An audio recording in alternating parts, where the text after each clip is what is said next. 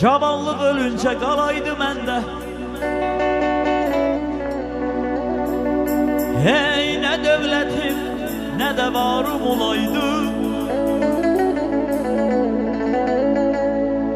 Düşməzdim dalıca hər vəfasızın. Əhdindən dönməyə yarım olaydı. Dağ başına duman gələr, çən gələr. Hey, sevinç gələr, kədər gələr, qəm gələr. Duymazdım ki, qara səçərdən gələr. Əgər ki, əlimdə ixtiyarım olaydı, ömrüm bərəsində gizləndim postum. Hey, namərd olanlar vurmaqdı qəsdi. Mənə xoş günümdə can deyən dostlarım,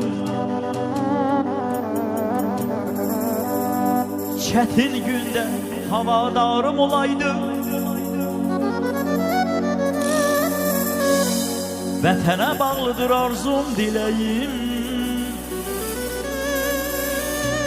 Hey, vətənsiz döyülməz bir an ürəyim.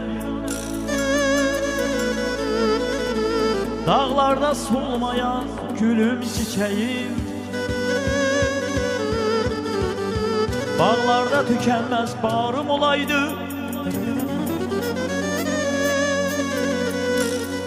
Gireyli beyler məna ver sözə.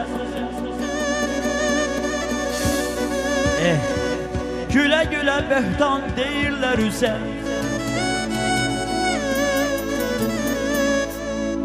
Nə olaydı ömrümüz qalaydı gül kimi təzə. Xəzan bilməz bir baharım olaydı.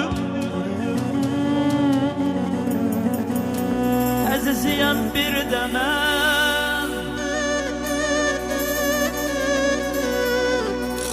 doldur için bir də mən.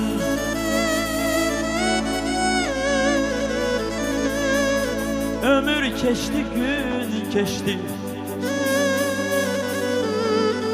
Ömür keçdi, gün keçdi. Cavan olmaram bir də mən.